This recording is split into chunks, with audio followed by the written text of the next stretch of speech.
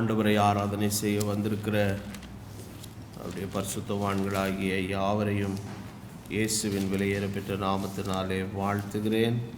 இந்த காலை வேளையிலே கர்த்தருடைய ஆவியானவர் நமக்கு வேண்டியதான வார்த்தையை நல்குவாராக. நம்முடைய தியானத்திற்கு ஆதாரமாக ஒரு வசனத்தை நாம் இந்த வேளையிலே வாசிப்போம். நாம் யாவரும் எழும்பி நின்று யோவேல் தீர்க்கதரிசன புஸ்தகத்தின் 2வது அதிகாரத்தின் 21வது வசனம் முதல் 26வது வசனம் வரைக்கும், அடுத்ததாக 1 கொரிந்தியர் 10வது அதிகாரத்தின் 11வது வசனத்தை வாசிப்போம். The book of Joel, chapter number 2, verse from 21 to 26. And another scripture from the New Testament, 1 Corinthians chapter number 10, verse number 11. யோவேல் 2வது அதிகாரம் 21 முதல் 26 வரை, 1 கொரிந்தியர் 10:11. எல்லாரும் சேர்ந்து படிப்போம். தேசமே பயப்படாதே, மகிழ்ந்து களிகூறு, கர்த்தர் பெரிய காரியங்களை செய்வார். வெளியின் மிருகங்களே பயப்படாதேங்கள், வனாந்திரத்திலே மேய்ச்சல் உண்டாகும், விருட்சங்கள் காய்களை காய்க்கும், அத்திமரமும் திராட்சை செடியும் பலனை தரும். சீயோன் குமாரரே, உங்கள் தேவனாகிய கர்த்தருக்குள் மகிழ்ந்து களி கூறுங்கள். அவர் தக்கப்படி உங்களுக்கு முன்மாரியை கொடுத்து உங்களுக்கு முன்மாரியையும் பின்மாரியையும் ஏற்கனவே வருஷிக்க பண்ணுவார். களங்கள் தானியத்தினால் நிரம்பும், ஆலைகளில் திராட்சரசம் எண்ணெயும் வழிந்தோடும். நான் உங்களிடத்தில் அனுப்பின என் பெரிய சேனையாகிய வெட்டுக்கிளிகளும் பச்சை கிளிகளும் முசுக்கொட்டை பூச்சிகளும் பச்சை புழுக்களும் பட்சித்த வருஷங்களின் விளைவை உங்களுக்கு திரும்ப அளிப்பேன். நீங்கள் சம்பூரணமாக சாப்பிட்டு திருப்தி அடைந்து உங்களை அதிசயமாய் நடத்தி வந்த உங்கள் தேவனாகிய கர்த்தருடைய நாமத்தை துதிப்பீர்கள். என் ஜனங்கள் ஒருபோதும் வெட்கப்படுவதில்லை. 1 கொரிந்தியர் 10வது அதிகாரத்தின் 11வது வசனம். 1 கொரிந்தியர் 10:11. இவைகளெல்லாம் திருஷ்டாந்தங்களாக அவர்களுக்கு சம்பவித்தது, உலகத்தின் முடிவு காலத்திலுள்ள நமக்கு எச்சரிப்பு உண்டாகும்படி எழுதப்பட்டும் இருக்கிறது. இந்த காலவேளையிலே கர்த்தர் இந்த வேத வாக்கியங்களை ஆசீர்வதிப்பாராக. இந்த காலவேளையிலே தேவன் தருகிறதான வசனம், என் ஜனங்கள் ஒருபோதும் வெட்கப்படுவதில்லை. தலை வணங்குவோம். பரிசுத்தமுள்ள பிதாவே, இயேசுவின் நாமத்தினால் நம்முடைய சமூகத்தில் வருகிறோம். வார்த்தையின் எழுத்தாளரும் ஆசிரியருமாய் இருக்கிறவரே, நீர் எங்களோடு பேசும். உம்முடைய மேஜை அண்டை வந்திருக்கிறோம். கொழுப்பான பதார்த்தங்களும் உம்முடைய திரட்சியான ஆகாரமும் எங்கள் ஆத்துமாவை செழிப்பாக்கட்டும். நிலத்தையும் கொழுப்பை உண்டது போல திருப்தியாய் நம்முடைய பிரசன்னத்தை விட்டு கடந்து செல்ல எங்களுக்கு உதவி செய்யும். ஆவியானவரே, நீர் வியாகியானத்தை தாரும். நான் அப்பிரயோஜனமான ஊழியன் நம்முடைய சமூகத்தில் என்னை தாழ்த்துகிறேன். நம்முடைய பாத்திரமாய் எடுத்து இந்த காலை வேளையில் பயன்படுத்தும். கனமும் துதியும் உமக்கே உண்டாகட்டும். இயேசுவின் நாமத்தில் ஆமென். உட்காரும்.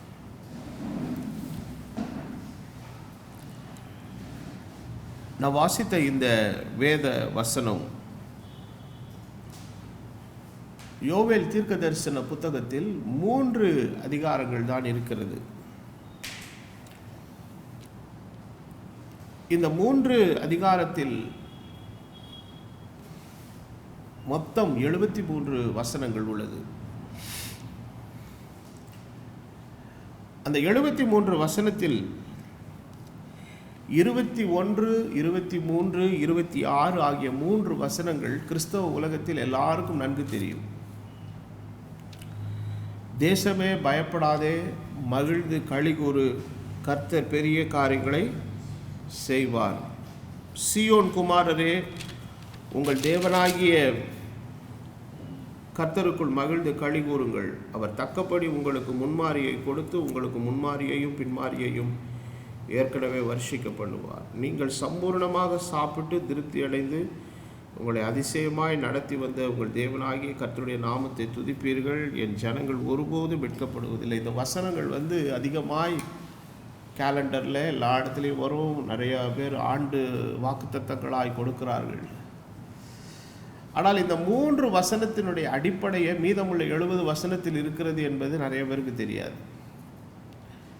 இன்னும் மேற்கொண்டு சொல்ல வேண்டுமானால் இந்த வசனத்தை நிறைய பேர் சங்கீதத்தில் தேடுறவங்கலாம் இருக்கிறாங்க. ஆனால் இந்த வசனத்தினுடைய உண்மையான ஆசீர்வாதமே மீதமுள்ள அந்த 70 வசனங்களில் தான் அடங்கி இருக்குது. அதை ஒரு மனிதன் தெளிவாய் புரிந்து கொள்ளவிட்டால் இந்த வசனம் வெறும் ஏட்டு சுரைக்காய் போல வெறும் வார்த்தையாக தான் இருக்குமோ ஒழிய அவருடைய வாழ்க்கை நிஜமாக மாறுகிறதற்கு எந்த விதமான சாத்தியமும் இல்லை. இந்த யோவேல் தீர்க்க தரிசன புத்தகத்தில் சொல்லப்பட்டுள்ள இந்த 3 விஷயங்களும் இஸ்ரவேல் ஜனங்களுடைய வாழ்க்கையில் நடந்த ஒரு விஷயம். அவர்கள் தேவனுடைய வழிகளை விட்டு, கர்த்தருடைய வசனத்தை விட்டு, தேவனுடைய சித்தத்தை விட்டு வெளியே போன போது ஆண்டவர் தேசத்தினுடைய வளமை அளிக்கப்படுகிறதற்கு முதலாவது வெட்டுக்கிளிகளை அனுப்புகிறார். இந்த தமிழில் எழுதப்பட்டிருக்கிற இந்த வெட்டுக்கிளி, பச்சைக்கிளி என்கிற அந்த சொற்கள் எல்லாம் பார்த்தீங்கன்னா நம்ம அதனுடைய தமிழ் நிலையில் அதை பார்க்கும்போது வெட்டுக்கிளி என்றால் நமக்கு வேறு ஏதோ ஒரு பச்சை கலரில் இருக்கிற அந்த பூச்சியை தான் நம்ம பார்ப்போம். பட் இது இங்கிலீஷில் கம்பேர் பண்ணிங்கன்னா அதனுடைய அர்த்தமே வேறு. இந்த 4 பூச்சிகளும் என்னன்னா ஒரே பூச்சியினுடைய 4 விதமான டெவலப்மெண்ட்ஸ் தான் அது. அது ஒரு சாதாரண புழுவாக இருப்பது பிறகு இன்னொரு நிலையை அடைந்து அப்புறம் முசுக்குட்டி பூச்சியாய் மாறி அப்புறம் பச்சை புழுவாக இருந்து அது எல்லாவற்றையும் அது என்ன செய்கிறதுங்க, பட்சித்து போடுகிறது தேசத்தினுடைய வளத்தை. ஸோ முதல் அதிகாரத்தின் 4வது வசனத்தில் நீங்கள் படிக்கும்போது பச்சை புழு விட்டதை வெட்டுக்கிளி தின்று போட்டது, வெட்டுக்கிளி விட்டதை பச்சை கிளி தின்றது, அது விட்டுட்டு போனதை அடுத்து எது சாப்பிட்டுச்சு, முசுக்கொட்டை பூச்சி. அதாவது these are the 4 dimensions of the same insect. ஒரே ஒரு பூச்சி வடிவத்தில் உள்ள இந்த வண்ணத்து பூச்சி கூட பார்த்தீங்கன்னா முதல்ல பியூப்பாவாக இருக்கும், அப்புறம் கூட்டுப்புழுவாக மாறும், அது அப்புறம் தான் வளர்ந்து அது வண்ணத்து பூச்சியாய் கூட்டை விட்டு வெளியே வரும் என்பதை நம்ம சயின்ஸில் படிச்சிருக்கிறோம். அப்போ இந்த வசனத்தில் சொல்லப்பட்டிருக்கிற இந்த 4 stages of the same insect, ஒரே பூச்சியினுடைய 4 டெவலப்மெண்ட் என்னன்னா, இஸ்ரவேலினுடைய வளம் அழிக்கப்பட்டது, இஸ்ரவேலினுடைய வளம் சூறையாடப்பட்டது, இஸ்ரவேலினுடைய ஆசீர்வாதம் பிடுங்கப்பட்டது. அப்போ இந்த 4 விதமான நிலை பழைய ஏற்பாட்டு சபையாய் இருக்கிற இஸ்ரவேலருடைய வாழ்க்கையில் இருந்தது போலவே புதிய ஏற்பாட்டு இஸ்ரவேலராகிய தேவனுடைய சபையின் காலத்திலேயும்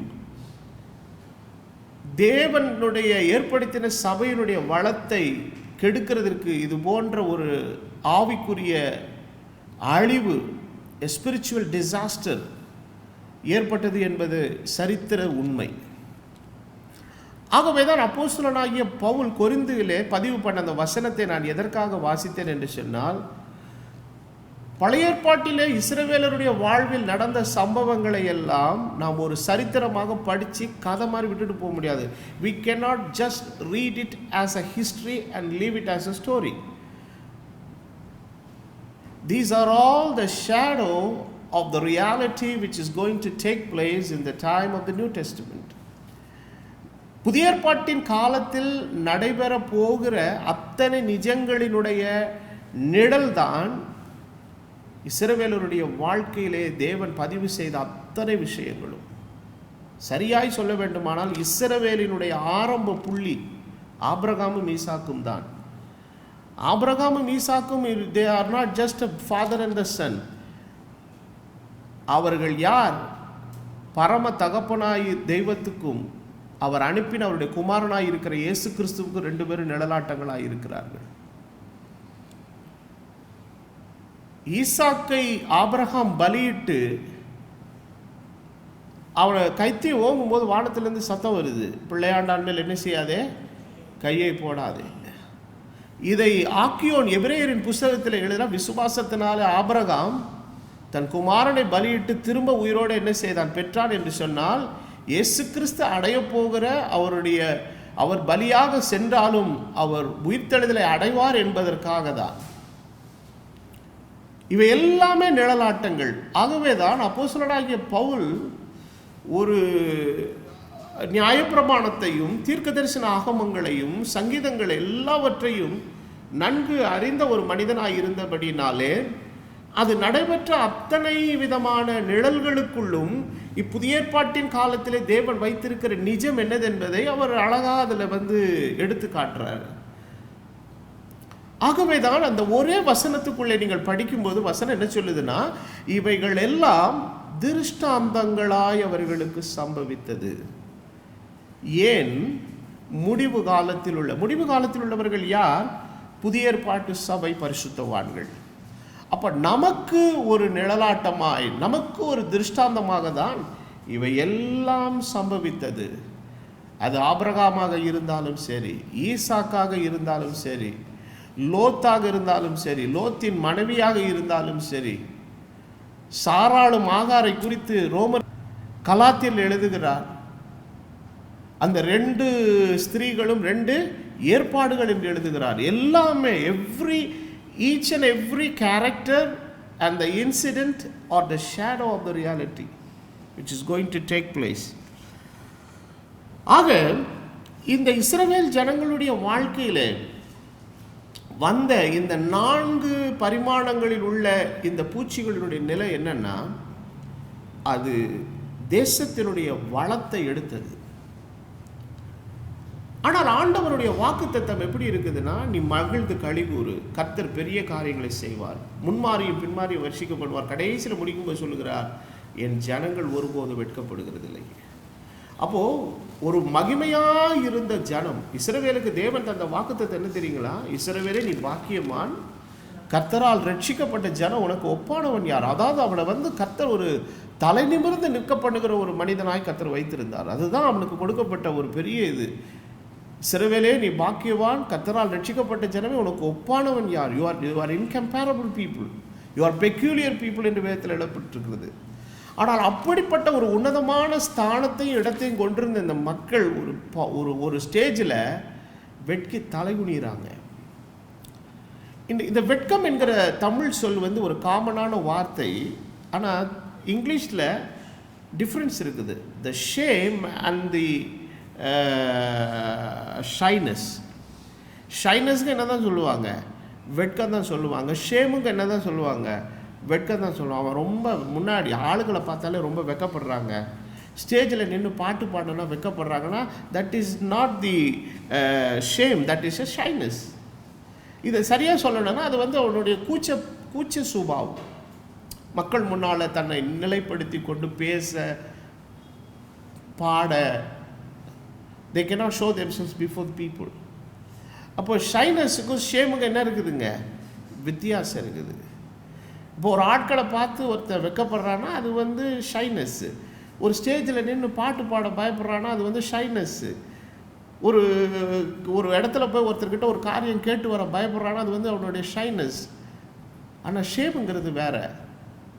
தான் செய்த ஒரு குற்றத்தினாலே, தவறினாலே ஏற்பட்ட பாதிப்பினுடைய விளைவு எல்லாருடைய பார்வையிலே வெளிப்படும் போது அவன் வெட்கி தலைகுனிகிறான். எனக்கு இப்படிப்பட்ட ஒரு சம்பவம் சம்பவித்து விட்டது, பார்க்கிற எல்லாருக்கும் முன்பதாக. இப்போ இந்த பாதிப்பை அடைந்த இவன் ஒருவனாக மாத்திரமே இருப்பானேயானால் அங்கே ஷைனஸுக்கு வேறையே இல்லை. ஏன்னா இவன் ஷேம் ஆகிறது மரத்தை பார்த்தா கல்லை பார்த்தா இல்லை, மக்களை பார்த்து தான்.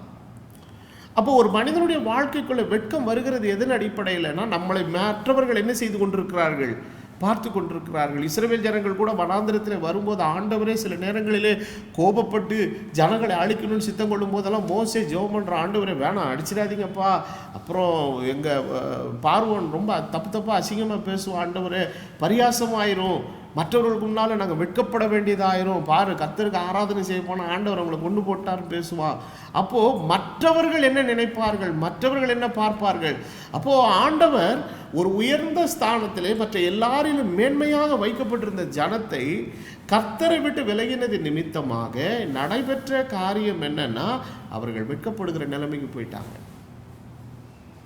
வெட்கி தலை குனிகிறார்கள். யாருக்கு முன்பதாக? புறஜாதிகளுக்கு முன்பதாக, தேவனை அறியாத ஜனங்களுக்கு முன்பதாக. இந்த வெட்கத்தினுடைய மூல விஷயம் என்னன்னு பார்த்தீங்கன்னா, வாட் இஸ் த, அதாவது முக்கிய காரியம் என்ன அப்படி வெட்கப்படுறதுக்கு மாதிரி என்ன நடந்துச்சுன்னு பார்த்தீங்கன்னா, அதை நான் படித்தபோது அந்த வேத வசனத்தில் யோவேல் தீர்க்க தரிசன புஸ்தகத்தில் 1வது அதிகாரம் 9வது வசனம் அழகாக சொல்லுகிறது, போஜன பலியும் பான பலியும் கர்த்தருடைய ஆலயத்தை விட்டு அற்றுப்போயின. கர்த்தரின் ஊழியக்காரராகிய ஆசாரியர்கள் என்ன செய்கிறார்கள்? தூக்குகிறார்கள். பலியிலே நிறைய பலி இருக்கிறது. சர்வாங்க தகன பலி இருக்கிறது, பாவ நிவாரண பலி இருக்கிறது, சமாதான பலி இருக்கிறது, இப்படி பல பலிகள் இருக்கிறது.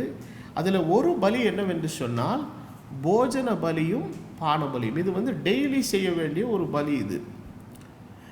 இந்த பலி நின்றுச்சு. எதில் செய்யப்பட முடியல?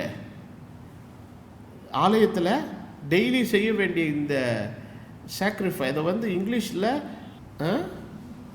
மீட் ஆஃபரிங், அப்புறம் இந்த பானை பலிக்கு ட்ரிங்க் ஆஃபரிங்னு போட்டிருக்கிறாங்க. இது ரெண்டும் டெய்லி செய்யப்பட வேண்டிய ஒரு விஷயம்.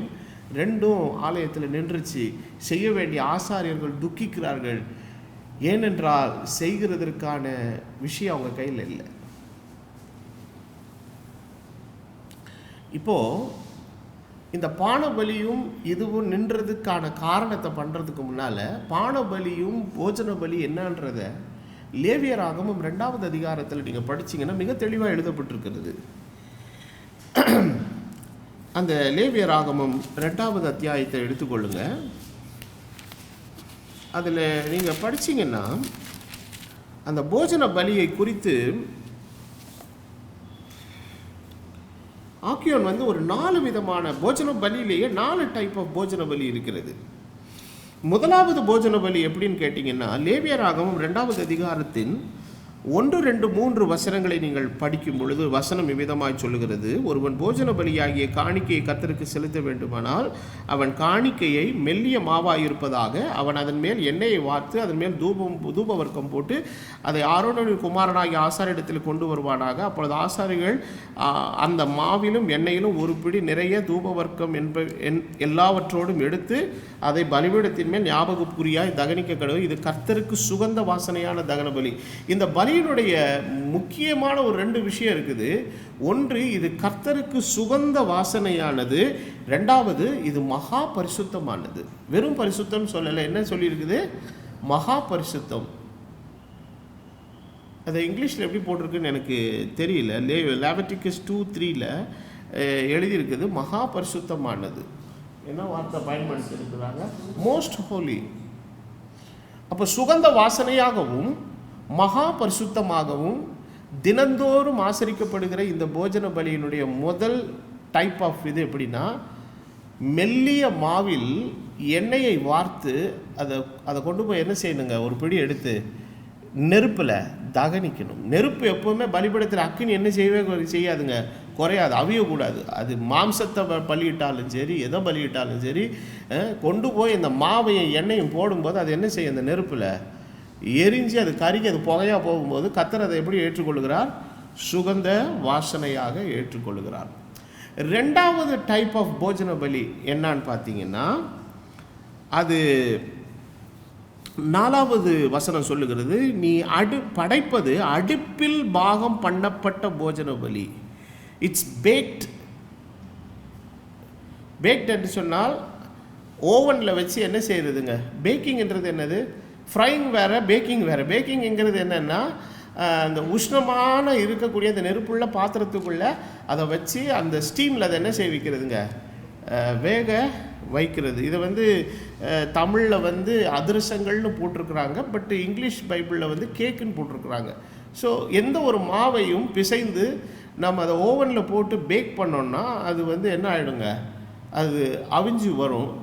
அதை வந்து படைப்பாங்க பாருங்கள். இதை வந்து இந்த பேக்கிங்கிற வார்த்தைக்கு வந்து அதில் தான் பேக்கரியே வந்துச்சு. அந்த பேக்கரிக்கு சரியான தமிழ் சொல் என்னென்னா அடுமனை. நிறைய பேருக்கு நான் அடிமனைக்கு போய் பப்ஸ் வாங்கிட்டு வரேன்னா யாருக்கும் தெரியாது, பேக்கரிக்கு போகிறேன்னா தான் தெரியும். அடுமனை தான் சரியான பொருள். அந்த அடுமனை என்கிறது அந்த நாட்களிலே சமையல் என்றாலே என்னது தான், அவிச்சு எடுக்கிறது தான். அதனால தான் அந்த அடுமனை என்கிற சொல்லிலிருந்து தான் அடுப்பங்கரையே வந்துச்சு. அது அந்த அந்த தமிழ் சொல் வழக்கம் வந்து இந்த தமிழ்நாட்டினுடைய இந்த பாகத்தில் தென் பாகத்துலலாம் இருக்குது. அடுப்பங்கரைன்னு சொல்லுவாங்க. அடுப்பங்கரைக்குள்ள இருக்குது, அடுப்பங்கரை துணி எடுத்துகிட்டு வாங்குவாங்க. அடுப்பங்கரைனா என்னது, ஆகாரத்தை உற்பத்தி செய்கிற ஒரு இடம். It's a packing place. சரி, அந்த அந்த வார்த்தை அதெல்லாம் தான் வந்தது பாருங்கள். அதை வந்து அடுத்து இன்னொரு டைப்பாகவும் செய்கிறாங்க, அடைகளாகவும் செய்கிறது. அது வந்து இங்கிலீஷில் வேஃபர்ஸ்ன்னு போட்டிருக்குது. ஸோ முதல் டைப் ஆஃப் போஜன பலி எப்படி கொடுக்குறாங்க, வெறும் மாவும் எண்ணெயும். இரண்டாவது ஓவனில் அவித்த நிலையில் எடுக்கப்பட்ட அதை ஒரு கேக் டைப்லேயும் வேஃபர்ஸ் டைப்லேயும் அதை வந்து போஜன பலியாக கொடுக்குறாங்க. இது என்னைக்கு செய்யணும், டெய்லி செய்யணும். ரெண்டு விஷயம் முக்கியமானது, அது சுகந்த வாசனையானது, கர்த்தருக்கு மகா பரிசுத்தமானது. மூணாவது டைப் போஜன பலி எப்படின்னு பார்த்தீங்கன்னா, லேவியராகமும் 2:7-10 வரைக்கும் எப்படி இருக்குன்னா, அது வந்து ஃப்ரையிங் பேனில் வச்சு என்ன செய்யப்பட்டதுங்க, செய்து பொரிக்கும் சட்டியில் பாகம் பண்ணப்பட்டது. அதாவது நம்ம தோசைலாம் சுடுற மாதிரி என்ன செய்யுது, போட்டு அந்த மாவை பொரிச்சு எடுக்கிற டைப் அது. அப்போ எல்லாமே இது போஜனங்கள். ஒரு போஜன பலி வெறும் மாவு, ஒரு போஜன பலி ஓவனில் வச்சு பேக் பண்ணப்பட்டது, ஒரு டைப் ஆஃப் போஜன பலி எப்படிப்பட்டது, அது வந்து ஃப்ரைங் பேனில் வச்சு ரெண்டு பக்கமும். அதுதான் எப்ராஹிமை குறித்து கூட ஆண்டவர் இடத்துல சொல்ல, திருப்பி போடப்படாத அப்போ அறவேக்காட்டு பையவன் அப்படின்னு சொல்கிறாரு. இஸ்ரவேலை பாதி வந்து பாதி வேகாமல் இருக்குது. ஆனால் தேவனுக்கு படைக்கிற போஜன பலின்னா ரெண்டு பக்கமும் வெந்து இருக்கணும். அது முழுவதும் சமைக்கப்பட்டதாக இருக்க வேண்டும் பாருங்க.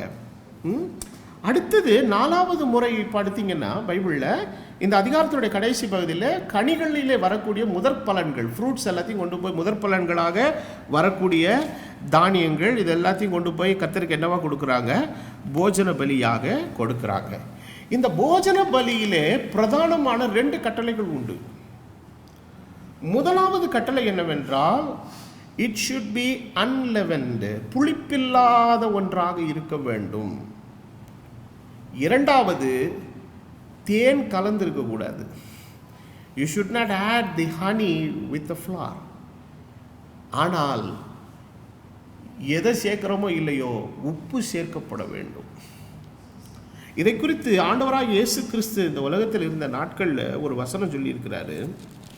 மார்க் எழுதின சுவிசேஷம் 9வது அதிகாரத்தில் 49வது வசனத்தில் ஆண்டவர் சொல்கிறார் பாருங்க, எந்த பலியும் உப்பினால் உப்பிடப்படுவது போல எந்த மனுஷனும் அக்கினியினாலே உப்பிடப்படுவான். உப்பு நல்லது தான், உப்பு சாரமற்று போனால் எதனாலே சாரமாக்கப்படும். உங்களுக்குள்ளே உப்புடையவர்களாக இருங்கள், ஒருவரோடொருவர் சமாதானம் உள்ளவர்களாக என்ன செய்யுங்கள், இருங்கள்.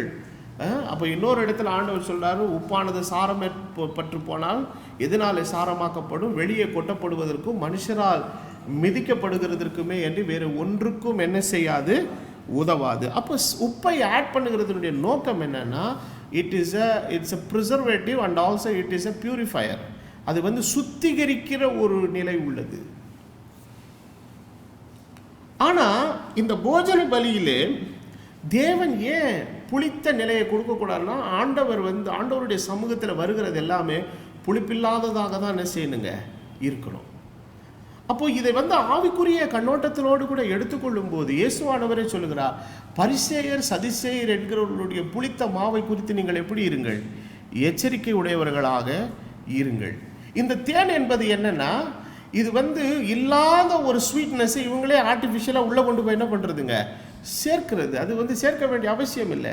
அப்போ இன்றைக்கு கடைசி காலத்தினுடைய நிலையிலே, ஆவிக்குரிய நிலைமையிலே இன்றைக்கு தேவனுடைய வசனம் எவ்விதமாக இருக்கிறது என்றால், துருபதேசமாகிய புளிப்புள்ள அப்பமாகவும் சுயமான எண்ணங்களும் கருத்துக்களும் மனிதர்களுடைய செவிக்கினியமான விஷயங்கள் கூட்டப்பட்டதாயும், அப்போஸ்தலனாகிய பவுல் பதிவு செய்கிற வசனம், நம்ம அடிக்கடி நினைவு கூறுகிற வசனம் பிரசங்கத்தில், அவர்கள் ஆரோக்கியமான உபதேசத்தை கேட்க மனதில்லாமல் செவித்தின உள்ளவர்களாகி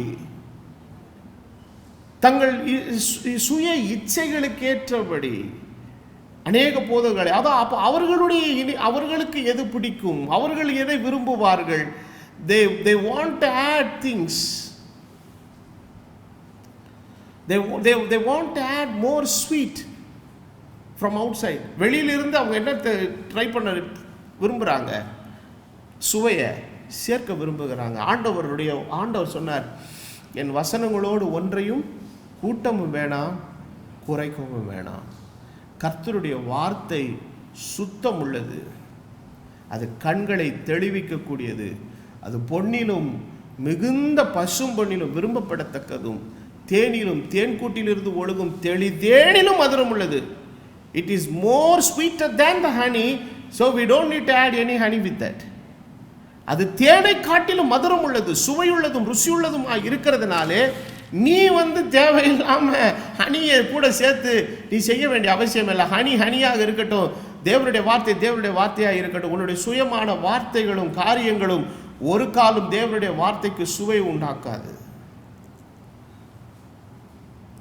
வேத கலாசாலைகளை படிக்கும் பொழுது பலவிதமான விஷயங்கள் ஆங்கிளில் படிப்பாங்க. அதில் ஒன் ஆஃப் த டைப் என்னன்னு கேட்டிங்கன்னா, preaching, how to preach, how to present the preaching அப்படிங்கிறதுக்கு அதுக்குன்னு ஒரு பாடம் இருக்குது. அதில் வைவாலாம் நடத்துவாங்க. ப்ரொஃபஸர்ஸ் எல்லாம் உட்காந்து ஒரு குறிப்பிட்ட டாப்பிக்கை ஒரு ஸ்டூடெண்ட்டை கொடுத்துட்டு பிரசங்கம் பண்ண விடுவாங்க. அவன் அந்த அந்த அந்த பிரசங்கத்தை அவன் எப்படி ஆர்டிகுலேட் பண்ணி எப்படிலாம் பண்ணி ப்ரெசன்ட் பண்ணுறாங்கிறத வச்சு மார்க் போடுவாங்க. அமெரிக்காவில் ஒரு வேத கலாசாலையில் படிக்கும்போது ஒவ்வொருத்தரும் பயங்கரமாக ஆர்டிகுலேட் பண்ணி, சிலருக்கு இயல்பாகவே பேசுகிறக்கூடிய அந்த ஒரு இது இருக்கும், அந்த ஒரு டேலண்ட்டுன்னு சொல்லலாம். they know how to present things. So அந்த டேலண்ட்டை வச்சு இவங்க என்ன பண்ணிட்டாங்கன்னா, some people they won't have stuff but they know how to articulate.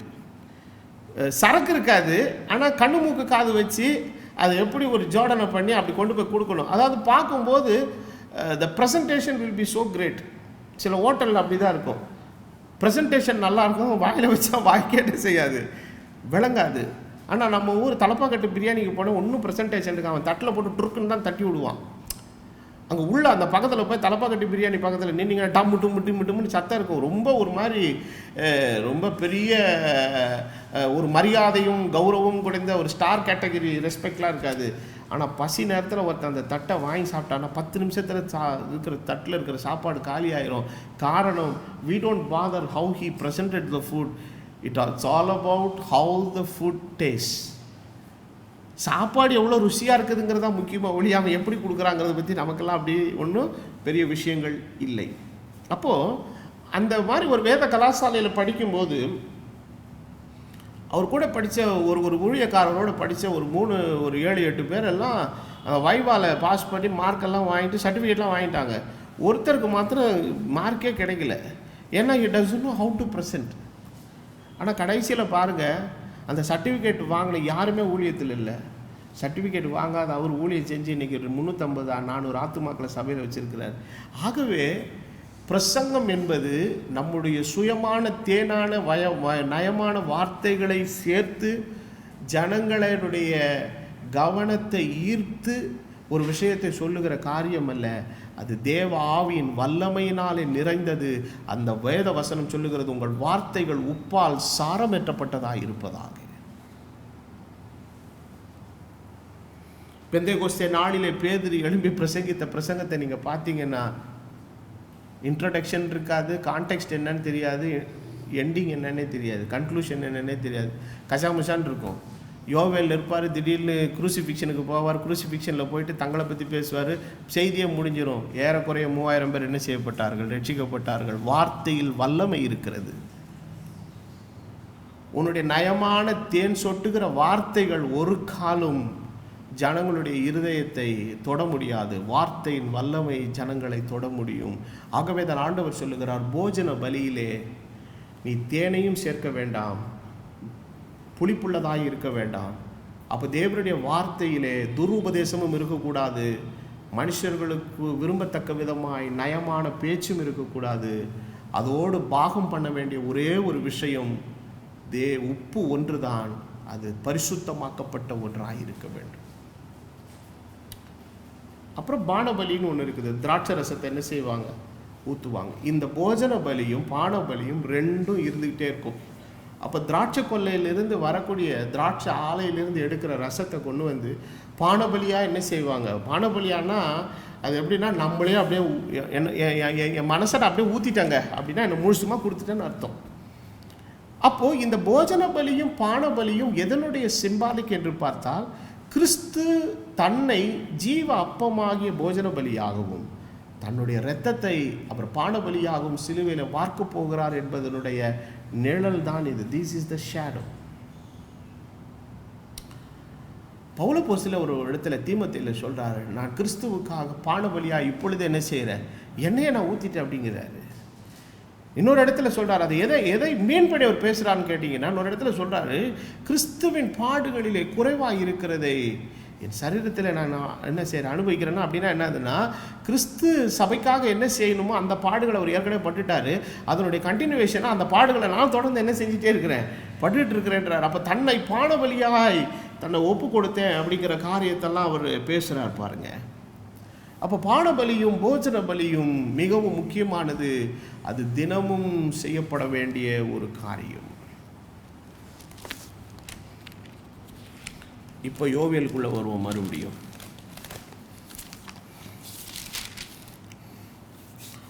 யோவேல் 1:9 மறுபடியும் அந்த வசனத்தை வாசிக்கிறோம். போஜன பலியும் பானபலியும் கர்த்தருடைய ஆலயத்தை விட்டு அற்று போயின. கர்த்தருடைய ஊழியக்காரராகிய ஆசாரியர்கள் என்ன செய்கிறார்கள்? துக்கிக்கிறார்கள். ஏன் போஜன பலியும் பானபலியும் நின்றதற்கு காரணம், விளைச்சலை பூச்சி அரித்து போட்டதுனாலே தானியம் இல்லை, தானியம் இல்லாததுனாலே மாவு இல்லை, தானியம் இல்லாததுனாலே எண்ணெயும் இல்லை. போஜன பலிக்கு அடிப்படையே என்னன்னா, அவர்களுடைய வெள்ளாமை ஆசீர்வாதத்திற்குள்ளே இருக்க வேண்டும். வெள்ளாமை ஆசீர்வதிக்கப்படாததுனாலே there was a serious shortage of food supply. தானியத்திற்கும் எண்ணெயை உற்பத்தி செய்கிற தானியங்கள் ரெண்டு விதமான விதத்தில் வரும். ஒரு தானியத்தை வச்சு நீங்கள் மாவும் எடுக்கலாம், ஒரு தானியத்தை வச்சு நீங்கள் எதை எடுக்கலாம்? எண்ணெயும் எடுக்கலாம். ரெண்டும் நின்றதற்கு காரணம், இந்த 4 விதமான பரிணாமங்களிலே வந்த பூச்சிகள் இஸ்ரவேலினுடைய வளத்தை ஆசீர்வாதத்தை முற்றிலுமாய் அழித்து போட்டது நிமித்தமாய் களஞ்சியத்திலே தானியம் இல்லை, சேமிப்பு கடங்களே சேமிப்பு இல்லை. ஆகவே ஜனங்கள் தேவருடைய சமூகத்திலே செலுத்துகிறதற்கான போஜன பலியும் பானபலியும் இல்லை.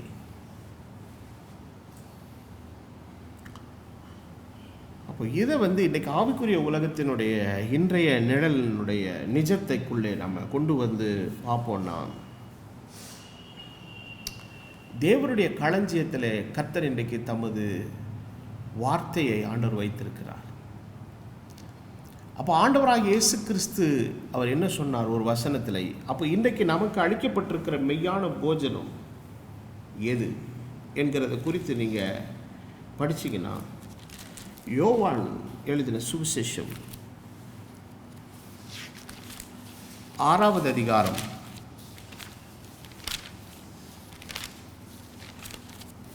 55வது வசனம் இயேசு சொல்லுகிறார், என் மாம்சம் மெய்யான போஜனமாயிருக்கிறது, என்னுடைய இரத்தம் மெய்யான பானமாயிருக்கிறது.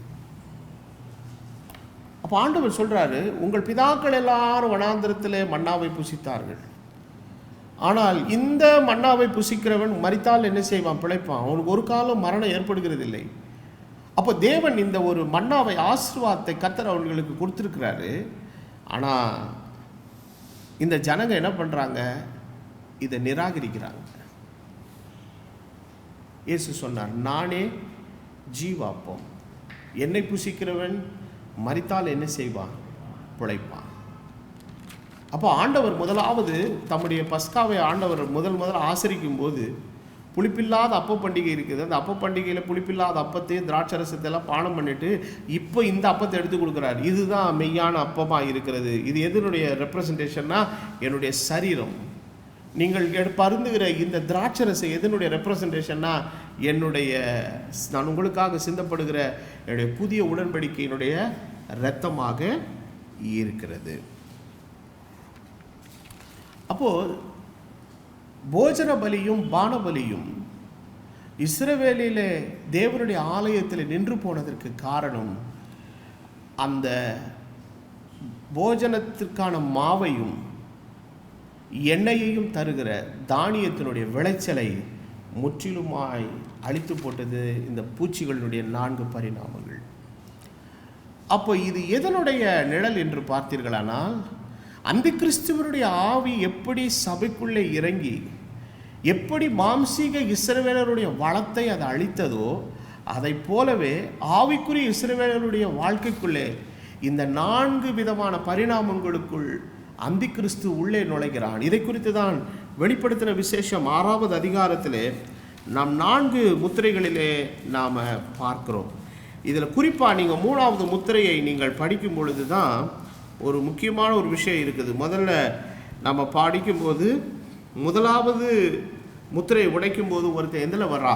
வெள்ளை குதிரையில் வரான். அடுத்து 2வது முத்திரை உடைக்கும்போது ஒருத்தர் எதில் வரான்? சிகப்பு குதிரையில் வரான். 3வது முத்திரையில் கருப்பு, அப்புறம் 4வது தான் பழுப்பில் வருது. ஆனால் 3வது முத்திரை உடைக்கிற காரியத்தை குறித்து நீங்கள் படிக்கும்போது வசனம் சொல்லுகிறது. இது ரொம்ப முக்கியமான வசனம், படிக்கிறேன் பாருங்க. 3ஆம் முத்திரை உடைத்த போது 3ஆம் ஜீவனானது, நீ வந்து பார் என்று சொல்ல கேட்டேன்.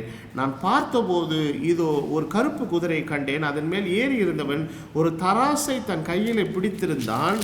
அப்பொழுது ஒரு பணத்துக்கு 1 படி கோதுமை என்றும் ஒரு பணத்திற்கு 3 படி வார்கோதுமை என்றும் எண்ணெயையும் திராட்சரசத்தை என்ன பண்ணாதே?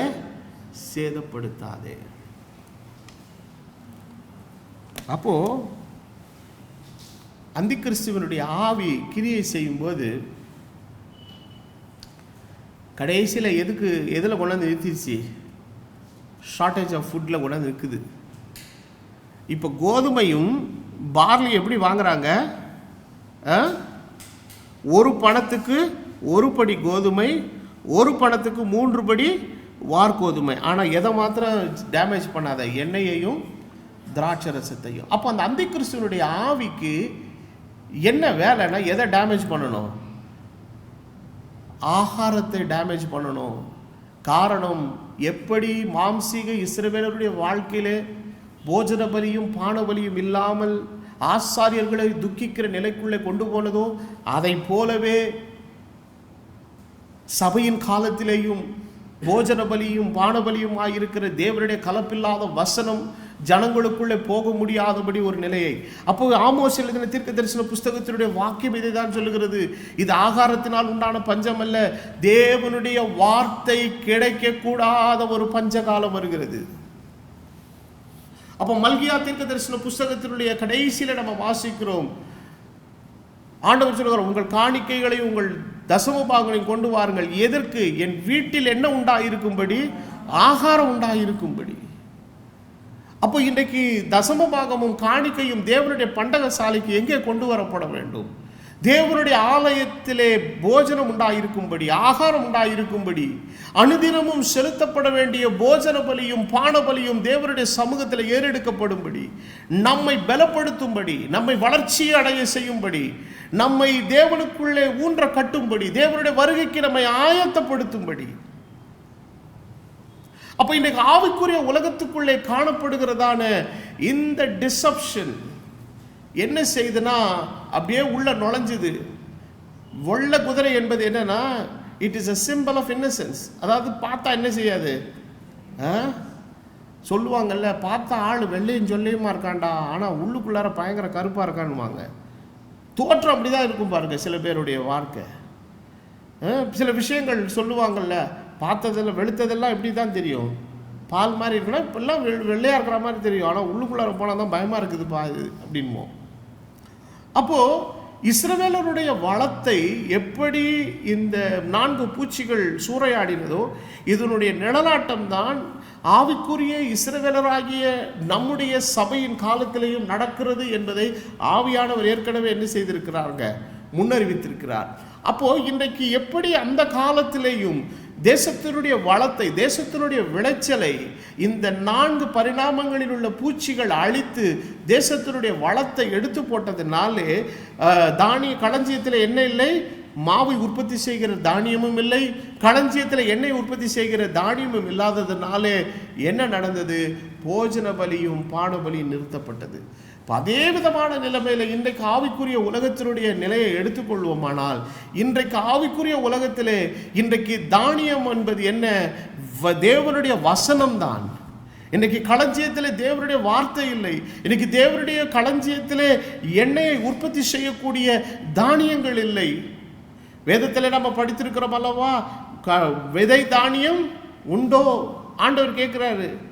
எந்த ஒரு ஹார்வெஸ்ட்லையும் விதைப்புக்குன்னு ஒரு பகுதியை நம்ம என்ன செய்யணுங்க, எடுத்து வைக்கணும். அது தட் இஸ் வெரி இம்பார்ட்டன்ட். அது விதைப்புக்குரியது.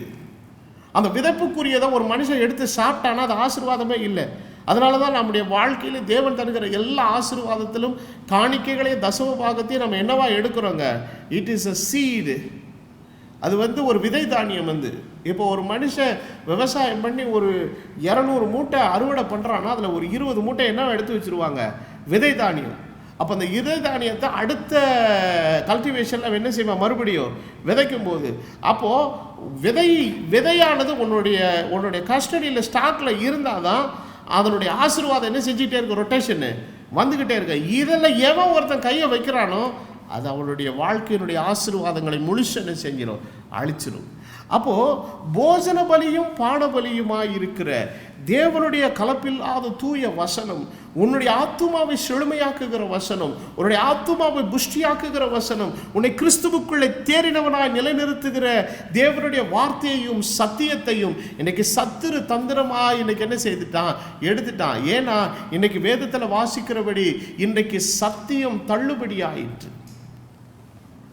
இன்னைக்கு ஜனங்களுக்கு வசனத்தை கேட்க என்ன இல்லைங்க, விருப்பம் இல்லை. அப்போது இன்றைக்கு ஜனங்களுடைய வாழ்க்கை தொடர்ந்து என்ன செய்துக்கிட்டே இருக்குதுங்க, நஷ்டத்துக்குள்ளே. அப்போ ஆவிக்குரிய வாழ்க்கையில் ஒரு மனுஷனுக்கு சேதாரம் ஏற்படும் போது அதனுடைய ரிஃப்ளெக்ஷன் எதில் வர ஆரம்பிச்சிடும், ஆவிக்குரிய வாழ்க்கையில் என்ன செய்ய ஆரம்பிச்சிடும். அதனால தான் காயுவுக்கு எழுதும்போது 3 யோவானிலே பக்தன் எழுதுகிறான், உன்னுடைய ஆத்துமா வாழ்கிறது போல எல்லாவற்றிலும் வாழ்ந்து என்ன செய்திரு, சுகித்திரு. அப்போ ஒரு மனிதனுடைய ஒரு கிறிஸ்தவனுடைய வாழ்க்கையினுடைய மெய்யான ஆசீர்வாதமும் வளமையும் செழுமையும் எதில் இருக்குதுன்னா, அவன் எந்த அளவுக்கு தேவனுடைய கலப்பில்லாத வசனத்தை உண்மையாய் பற்றி கொண்டிருக்கிறானோ அதில் தான் இருக்குது. அப்போ இந்த நாட்களிலே ஆண்டவர் இந்த ஜனங்கள் தேவனை விட்டு, தேவனுடைய கிருபையை விட்டு, தேவனுடைய வாக்குத்தத்தங்களை விட்டு, தேவனுடைய பிரமாணங்களை விட்டு விலகினதுனாலே இதனுடைய ரிஃப்ளெக்ஷன் எதில் வர ஆரம்பிச்சிச்சுன்னா அவங்க வாழ்க்கையை முற்றிலுமாக இதை அழித்து போட்டது.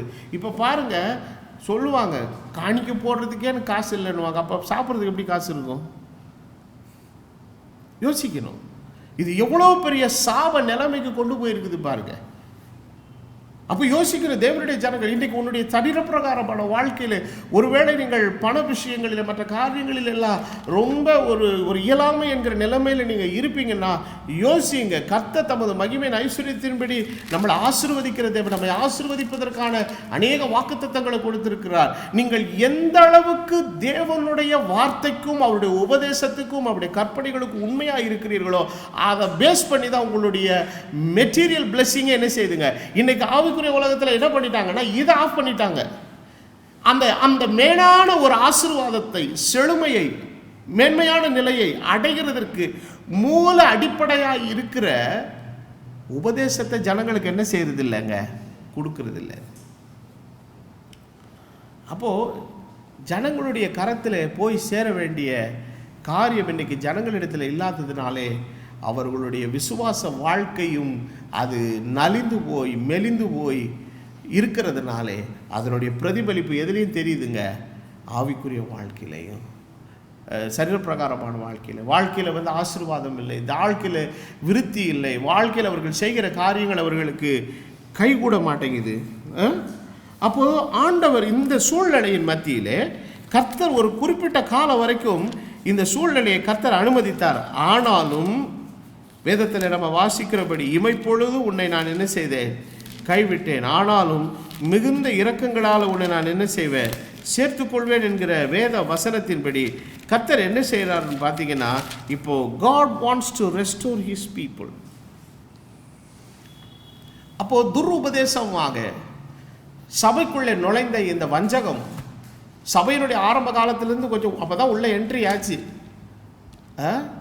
அப்போது பவுலப்போஸ்தலன் சொல்லுகிறார், நான் போன பின்பு மந்தையை தப்ப விடாத ஓநாய்கள் என்ன செய்யும், வரும். அந்த ஓநாய் தான் அந்த பூச்சி.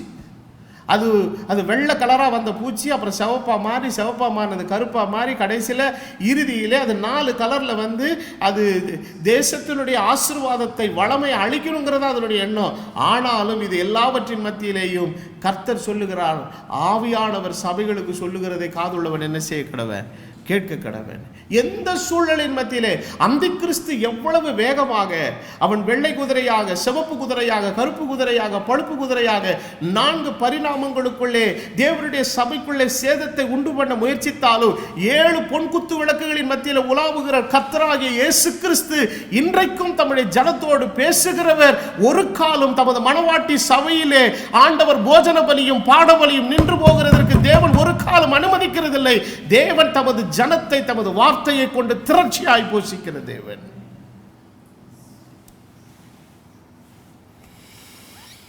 யோவேல் தீர்க்கதரிசன புஸ்தகத்தின் 2வது அத்தியாயத்தின் 12-13 வசனங்களை வாசிக்கும் போது கர்த்தர் சொல்லுகிறார், ஆதலால் இப்பொழுது உபவாசத்தோடும் அழுகையோடும் புலம்பலோடும் உங்கள் முழு இருதயத்தோடு என்னிடத்தில் என்ன செய்யுங்கள், திரும்புங்கள். அப்போ இன்றைக்கு சபையானது ஒரு ஆசீர்வாதத்தை அடைய வேண்டுமானால், தான் வெட்கப்பட்டிருக்கிற நிலையில் இருந்து அது வெளியே வர வேண்டுமானால், தலை நிமிர்ந்து நடக்க வேண்டுமானால், தேவனுடைய ஆசீர்வாதத்தை பெற்றுக்கொள்ள வேண்டுமானால், இன்றைக்கு கர்த்தர் ஒவ்வொருவரிடத்தில் எதிர்பார்க்கிறார், you must come back to me, நீ என்னிடத்தில் திரும்பு. ஆண்டவர் சொல்றார், என்ன சொல்றாருன்னா 25வது வசனம் யோவேல் 2:25 என்ன வாக்குத்தத்தம் பண்ணி இருக்கிறார், நான் உங்களிடத்தில் அனுப்பின என் பெரிய சேனையாகிய வெட்டுக்கிளிகளும் பச்சை கிளிகளும் முசுக்கொட்டை பூச்சிகளும் பச்சை புழுக்களும் பட்சித்த வருஷங்களின் விளைவை நான் திரும்ப உங்களுக்கு, அதுக்காக உங்களுக்கு இன்சூரன்ஸ் கம்பெனியில் நஷ்டஈடு வாங்கி தருவேன்லாம் சொல்லலை. நான் அந்த விளைவு இழந்து போன விளைவின் பலனை நான் என்ன செய்வேங்கிறார். அப்போது அந்த இழந்து போன விளைவின் பலனை இன்றைக்கு தேவனுடைய பிள்ளைகள் காண வேண்டுமானால், இன்றைக்கு சத்தியத்திற்கான ஒரு நிலையிலே உண்மையாக நாம் ஆண்டவரிடத்தில் திரும்ப வேணும். Lord, where I miss my way. இது ஒவ்வொருத்தரையும் எழுப்ப வேண்டிய கேள்வி இந்த கடைசி காலத்தில். பவுலப்போஸ்தலன் கலாத்தியருக்கு எழுதும்போது எழுதின அந்த வசனம் எனக்கு ரொம்ப யோசிக்க வைத்த ஒரு வார்த்தை. நீங்கள் நன்றாய் ஓடினீர்களே, where you lost your direction, எங்கே உன்னுடைய வழியை தடுமாறிச்சு. நான் கடந்த வருஷம் என்னுடைய அமெரிக்க ஐக்கிய நாடுகளில் நான் இருந்த என்னுடைய 2 மாத பிரயாணத்தில் நான் ஒவ்வொரு நாளும் ஆண்டவருடைய சமூகத்தில் நான் ஜெபித்த ஒரு காரியம், ஆண்டவரே, வேர் we lost our way. அந்த நேரத்தில் தான் கர்த்தருடைய வழி நடத்துதல் எனக்கு சரியாக கிடைக்க ஆரம்பிச்சிச்சு. வார்த்தையின் தெளிவு எனக்கு உண்டாக ஆரம்பிச்சிச்சு. அப்போ அதுக்கு நேராக என்னை நான் முதலில் திருப்பினேன். அதற்கப்புறம் என்னுடைய பிரசங்கெல்லாம் வேறு டைரக்ஷனில் திரும்ப ஆரம்பிச்சிச்சு. அது திரும்ப திரும்ப தான் கர்த்தர் ஊழியத்தில் ஆசீர்வாதத்தையும் பிரகாசத்தையும் தேவன் என்ன செய்ய ஆரம்பித்தார், கட்டளையிட ஆரம்பித்தார். அப்போ நம்ம எல்லாரும் மனுஷர்கள். ஆண்டவர் சொல்றார், உங்கள் வஸ்திரங்களை அல்ல, உங்கள் இருதயங்களை கிழித்து உங்கள் தேவனாகிய கர்த்தரிடத்தில் திரும்புங்கள். அவர் இரக்கமும் மன உருக்கமும் நீடிய சாந்தமும் மிகுந்த கிருபையும் உள்ளவர். அவர் தீங்குக்காக என்ன பண்றவருங்க? தீங்குக்காக மனஸ்தாபப்படுறவனா என்ன அர்த்தம்? ஐயோ இப்படி நடந்துருச்சே அப்படின்னு நினைக்கிறவர். அந்த மனஸ்தாபம் சும்மா அப்படி இல்லை, எப்படி ஆகல நான் அதை மறுபடியும் என்ன பண்ணுவேன்? அதான் ஆண்டவர் சொல்றார், துக்கத்தை அனுமதித்தாலும் அடுத்து சொல்றார், உன் துக்கத்தை நான் என்னவா மாற்றுவேன்? உன் துக்கம் என்னவா மாறும்? சந்தோஷமாய் மாறும். அப்போ there is a burial time, but at the same time there is a time of resurrection. நம்முடைய வாழ்க்கையிலே மரித்து போன அடக்கம் பண்ணப்பட்ட ஒரு நிலை இருந்தாலும் உயிர்ப்பிக்கிற ஆவியானவருடைய வல்லமை, கிறிஸ்துவை மரித்தோரிலிருந்து உயிர்த்தெழ பண்ணின அதே ஆவியானவர் தான் இன்னைக்கு சபையிலே அவருடைய இரத்தத்தினால மீட்கப்பட்ட நமக்குள்ளே அவர் வாசம் பண்ணுகிறார். அவர் உயிர்ப்பிக்கிற ஆவியானவர். அப்போ உன்னை உயிர்ப்பிக்கக்கூடிய ஒரு வல்லமை உன் வாழ்க்கையிலே அந்தி கிறிஸ்துவனுடைய ஆதிக்கம், அதாவது அந்தி கிறிஸ்து என்று சொன்னால் ஏதோ ஒரு ஆள் அப்படின்லாம் நீங்க பார்க்க வேண்டியதில்லை. It's a spirit which always takes you to go in a opposite direction which God shows. தேவன் காண்பிக்கிற பாதைக்கு எதிர்மறையான பாதையிலே உன்னை திசை திருப்பி கொண்டு போகிறதுதான் யாருடைய வேலையே?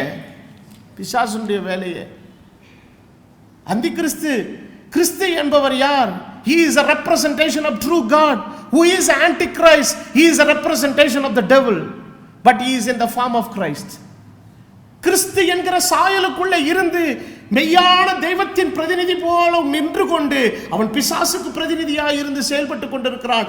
கடந்த 2000 வருஷமாய் அவன் செய்த வஞ்சகங்கள், ஏதேன் தோட்டத்திலே ஏவாளை வஞ்சித்தது போல இன்றைக்கும் சபையை அவன் வஞ்சித்துக் கொண்டிருக்கிறான். ஆவிக்குரிய உலகத்தினுடைய வளத்தை, ஆசீர்வாதத்தை அவன் எடுத்துக் கொண்டிருக்கிறான். இதை உணராத சபையின் மெய்ப்பர்கள், ஊழியர்கள், ஸ்தாபன தலைவர்கள் ஏதோ ஒரு விதமான ஒரு மன்மதையிலும் ஒரு விதமான மேட்டுமையான எண்ணத்திலும் எனக்கு ஒரு குறைவும் இல்லை என்கிற ஒரு வஞ்சகத்துக்குள்ளே இருக்கிறார்கள். இல்லை, அந்த பூச்சி உன்னையும் உன் வாழ்க்கையையும் ஊழியத்தையும் அழித்துக் கொண்டிருக்கிறது. நீ செய்ய வேண்டிய காரியம் உன்னுடைய தவறான உபதேசங்களை விட்டு, உன் ஸ்தாபன கோட்பாடுகளை விட்டு, உன்னுடைய தவறான மார்க்கங்களை விட்டு தேவனை கடைசி காலத்தில் வெளிப்படுத்தின ஆதி அப்போஸ்தலருடைய மெய்யான பூரண விசுவாசத்துக்குள்ளே நீ கடந்து வர வேண்டும். அப்படி வந்தால் மாத்திரமே இழந்து போன வருஷத்தின் பலனை கர்த்தர் திரும்ப தருவார்.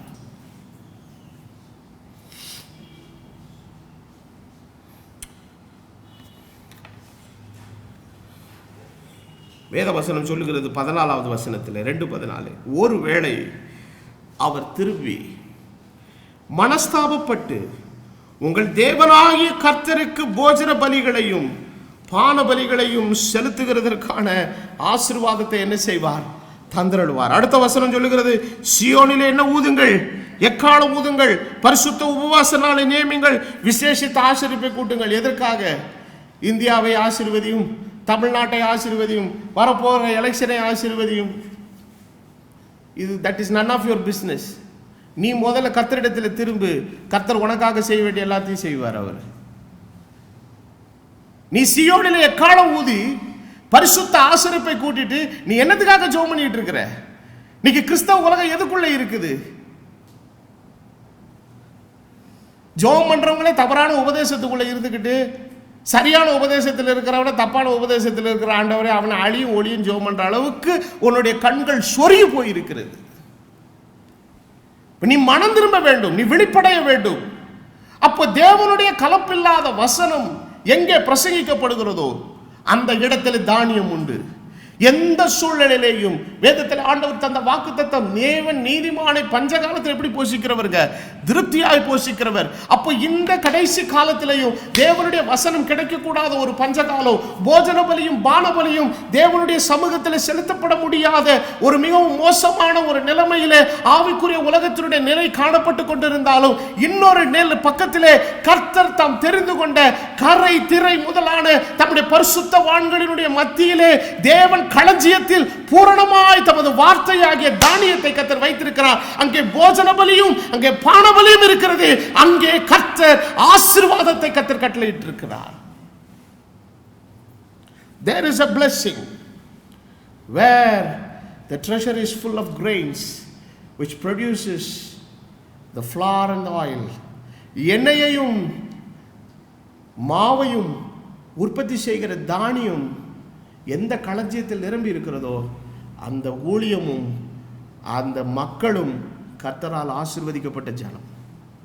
இன்னைக்கு ஆசீர்வாதத்தை தேடி ஜனம் எங்கெங்கேயோ ஓடுது. பைத்தியக்கார ஜனம். நீ ஓடுகிற ஓட்டத்தில் அல்ல ஆசீர்வாதம், நீ போகிற இடத்தில் அல்ல, ஊழியத்தில் அல்ல. உன்னுடைய வாழ்க்கையும் உன்னுடைய ஜீவியமும் என்றைக்கு தேவனுடைய வார்த்தைக்குள்ளே மறுபடியும் திரும்பி வருகிறதோ அன்றைய நாளிலிருந்து கர்த்தர் உன் தனிப்பட்ட வாழ்விலும் குடும்ப வாழ்க்கையிலும் ஆசீர்வாதத்தையும் ஜீவனையும் கர்த்தர் கட்டளையிடுகிறார். இப்பதான் ஆண்டவர் சொல்றார், தேசமே நீ பயப்படாதே, நீ மகிழ்ந்து களிகூறு. கர்த்தர் என்ன செய்ய போறார்? பெரிய காரியங்களை. இந்த 70 வசனத்தை நீங்க முழுங்கிட்டு இந்த 3 வசனத்தை மாத்திரம் வச்சுக்கிட்டு தேசமே மகிழ்ந்து களிகூறு, கர்த்தர் உன்னை அப்படியாக்க போறாராக்கு இப்படியாக்க போறாராக்குன்னு நீங்க எத்தனை நாளைக்கு ஜனங்களை ஏமாத்துவீங்க? அப்போ கர்த்தர் உன் வாழ்க்கையில நீ மகிழ வேண்டும், உன் துக்கிப்பு மாற வேண்டும், நீ சந்தோஷப்பட வேண்டும். கர்த்தர் உன் வாழ்க்கையில, உன் குடும்பத்திலே, உன் ஊழியத்திலே, உன்னுடைய வியாபாரத்திலே, எல்லாவற்றிலும் கர்த்தர் பெரிய காரியங்களை செய்ய வேண்டும். உன்னுடைய நீதிமானுடைய வீட்டிலே ரட்சிப்பின் கெம்பீர சத்தம் இருக்க வேண்டும். அந்த ஒரு சத்தமும் அந்த மகிழ்ச்சியும் அந்த துதியும் பாடலும் ஆடலும் மகிழ்ச்சியும் கேட்கப்பட வேண்டுமானால் இன்றைக்கு ஒவ்வொருவனும் தான் எந்த பாதையை விட்டு திசை மாறினோம் என்பதை நினைத்து கர்த்தரிடத்தில் திரும்ப வேண்டும். This is not the time to criticize others. This is not the time to mock others. This is the time to realize ourselves where we lost our way. இது மற்றவனை பரியாசம் பண்ற நேரமும் அல்ல, மற்றவனை குறை பேசுற நேரமும் அல்ல. நீ எங்க வழியை தவற விட்ட? நீ வழியே நின்று பூர்வ பாதை எது? பூர்வ பாதை என்பதை ஆங்கில வேதாகம் சொல்ல ancient ways. ஆகவேதான் ஆதி பரிசுத்தவான்களுக்கு தேவன் தமது கட்டளையை கொடுக்கிறதுக்கு முன்பதாக whenever they come to the presence of God, தேவனுடைய சமூகத்தில் அவர்கள் வரும்பொழுதெல்லாம் அவர்கள் வாயினால் அறிக்கை செய்த ஒரு வார்த்தை என்னவென்றால், எங்கள் தேவன் அவர் ஆபிரகாமின் தேவனும் அவர் ஈசாக்கின் தேவனும் அவர் யாக்கோபின் தேவனுமாய் இருக்கிறார். He is the God of our ancient fathers. அவர்களை வழி நடத்தினவர், ஆபிரகாமை வழிநடத்தின தேவன், ஈசாக்கை வழிநடத்தின தேவன், யாக்கோபை வழிநடத்தின தேவன். இன்றைக்கு அவர் எங்களை வழிநடத்த வேண்டும். அவர்களுக்கு நியமிக்கப்பட்ட பாதையில் அவர்கள் ஓடினார்கள். நாங்கள் எங்கேயோ பாதையை தவற விட்டு இருக்கிறோம் ஆண்டவரே. ஆனால் நாங்கள் ஆராதிக்கிற எங்கள் தேவன் நீர் ஆபிரகாமின் தேவனும் ஈசாக்கின் தேவனும் யாக்கோபின் தேவனுமாய் இருக்கிறீரே. இந்த காலவேளையிலே நாமும் எழுப்பி சொல்ல வேண்டும், நீர் பவுலின் தேவனும் நீ பேதுருவின் தேவனும் நீர் யோவானின் தேவனும் ஆதி அப்போஸ்தலர்களாய் இருக்கிற பிரதான அப்போஸ்தலரின் தேவனே, நீர் எங்கள் தேவனாய் இருக்கிறீர். அவர்கள் போன அதே பாதையிலே தான் இன்றைக்கு நான் பயணிக்கிறேனா? என் பாதை தவறி இருந்தால் என் பிதாக்கள் நடந்த அந்த பூர்வ பாதைகளின் இடத்திற்கு என்னை திருப்பி கொண்டு வாரும். வந்தால்தான் தேசம் மகிழ்ந்து களிகூரும்.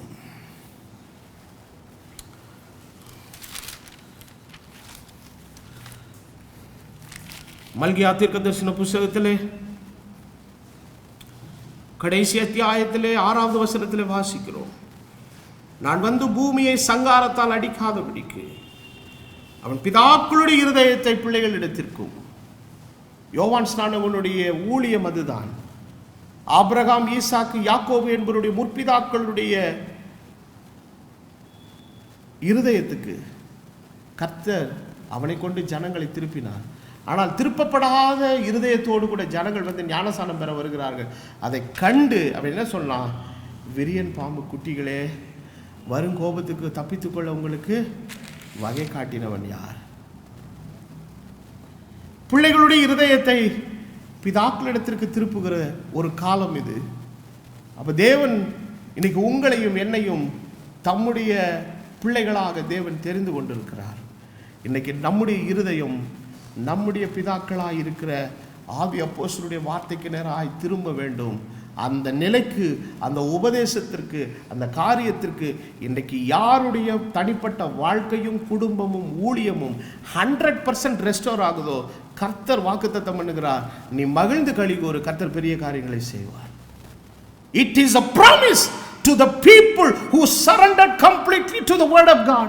தேவனுடைய வசனத்திற்கு பூரணமாய் தன்னை அர்ப்பணிக்கிற ஒவ்வொரு தனிப்பட்ட மனுஷனுக்கும், குடும்பத்துக்கும், ஊழியத்துக்கும், சபைக்கும் தேவன் தருகிற ஆசீர்வாதம், நீ மகிழ்ந்து களிகூறுகிற காலங்கள் இருக்கிறது.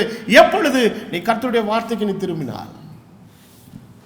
ஒருவேளை இந்த செய்தியை கேட்டுக்கொண்டிருக்கிற உங்களுடைய வாழ்க்கையின் பின்புலம், the background of your Christian life, it may be connected with some church or denomination.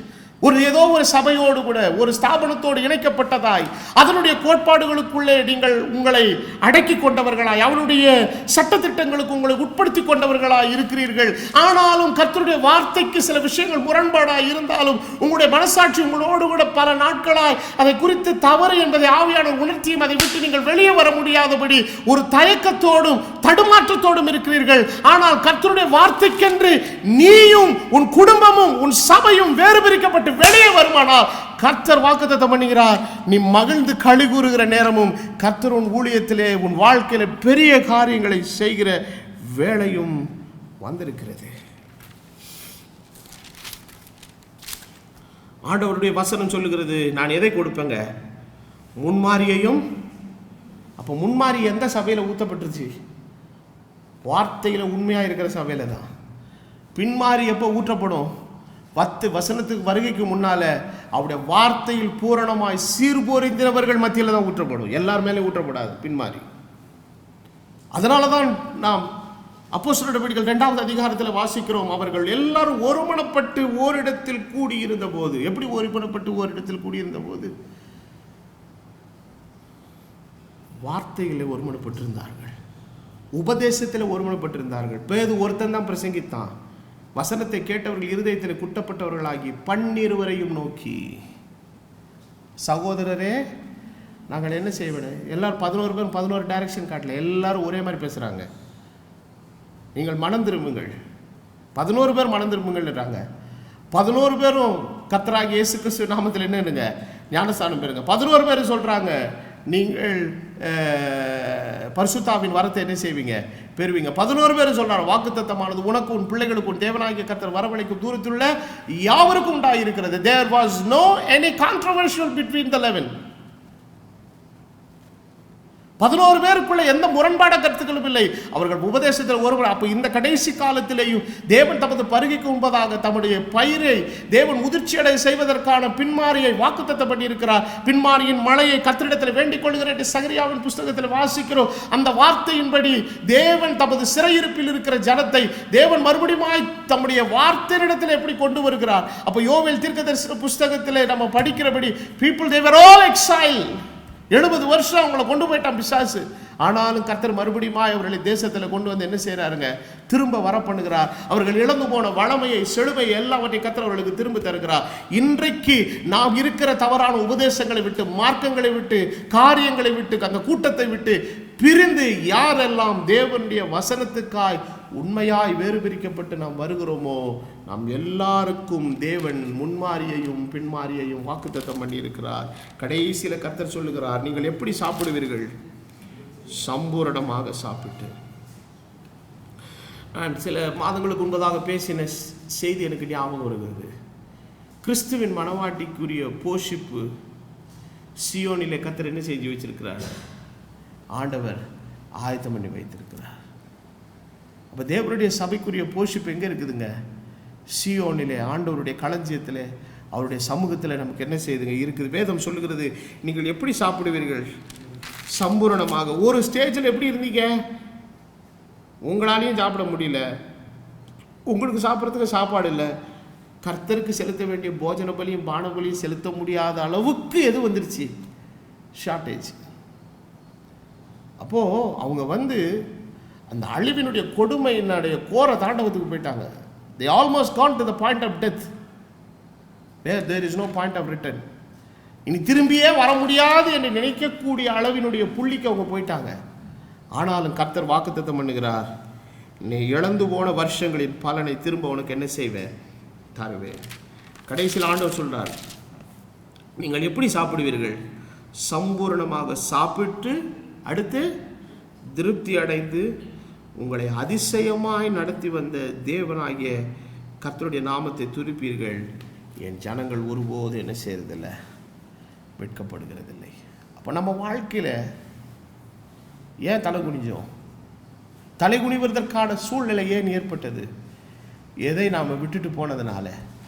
கர்த்தர் நமக்கு தந்த அந்த உபதேசத்தினுடைய அடிப்படையையே விட்டுட்டு நம்ம போனதுனால. அப்போ அது ஒரு மனுஷன் விட்டு போகும் பொழுது அது அவனுடைய வாழ்க்கையில் கொஞ்சம் கொஞ்சமாக அது அவனை என்ன செய்யுதுங்க, அவனை வந்து ஒரு கரையா மாதிரி என்ன செய்ய ஆரம்பிக்குதுங்க, அரிக்குது. இந்த டெர்மைட்ஸ் உள்ளே வந்துச்சுன்னா என்ன பண்ணணும்னா கொஞ்சம் கொஞ்சமாக அது என்ன பண்ணிக்கிட்டே இருக்குங்க, அரிச்சிட்டே இருக்கும். இப்போ இந்த பிளாக் போர்டுக்கு பின்னால் ஒரு டெர்மைட்ஸ் வந்துடுச்சுன்னு வைங்களேன், வெளியிலேருந்து பார்க்க எனக்கு ஒன்றுமே தெரியாது, ஆனால் அது உள்ளே என்ன பண்ணிக்கிட்டே இருக்கும், அரிச்சிட்டே இருக்கும். திடீர்னு ஒரு நாள் கையை வச்சு அழுத்தும் போது பொலன்னு கொட்டிடும். பார்த்தா ஒரு பெரிய ஒரு ஓட்டை இருக்கும். என்ன உள்ளுக்குள்ளார இருந்து அது இவ்வளோ நேரம் அரிச்சிட்டு இருந்திருக்குது எனக்கு தெரியல வெளியில், ஆனால் வெளி தோட்டத்தில் பார்க்க எல்லாம் ஃப்ளாட்டாக இருக்கிற மாதிரி தான் இருக்குது. அதே போல தான் இன்றைக்கி எத்தனையோ பேருடைய வாழ்க்கையில் ஊழியங்களிலே ஏதோ விதமான ஒரு விஷயம் உள்ள பூச்சி பூந்துருக்குது. கர்த்தருடைய சித்தத்துக்கு விரோதமாய், கர்த்தருடைய நோக்கத்துக்கு விரோதமாய் செய்யக்கூடிய ஒரு காரியம் உள்ளே வந்து அது அவர்கள் அப்படியே கரப்படுகிறது. நீ கர்த்தருடைய வார்த்தைக்கு நீ திரும்பு. அவருடைய மாம்சம் மெய்யான போஜனம், அந்த போஜனமாக இருக்கிற அந்த வார்த்தை இன்றைக்கு கர்த்தர் தமது சபையில் வைத்திருக்கிறார். ஆண்டவர் சொல்லுகிறார், ஜீவ அப்பம் நானே, என்னை புசிக்கிறவன் மரித்தால் என்ன செய்வான், பிழைப்பான். இதை பானம் பண்ணுகிறவன் மரித்தால் என்ன செய்வான், பிழைப்பான்னு கர்த்தர் சொன்னார். அப்போ அதனுடைய வர்த்தம் என்ன, அவர் அடித்த அந்த சரீரத்தினுடைய வல்லமை, அவர் பிளந்து கொடுத்த அந்த சரீரமும் அவர் சிந்தின ரத்தத்தினுடைய வல்லமை இன்றைக்கு எதில் இருக்குதுங்க, கர்த்தருடைய வசனத்துக்குள்ளே இருக்கிறது. அப்போ தேவனுடைய வார்த்தை தான் நமக்கு அருளப்பட்டிருக்கிற ஜீவ அப்பம், இதுதான் நமக்கு அருளப்பட்டிருக்கிற விதை, இதுதான் நமக்கு அருளப்பட்டிருக்கிற தானியம். இதன் மூலமாய் கர்த்தர் தமது ஆத்துமாக்களை தேவன் செழுமையாக்கி ஆசீர்வதித்து அவர்களை தேவன் மேன்மைப்படுத்த விரும்புகிறார்.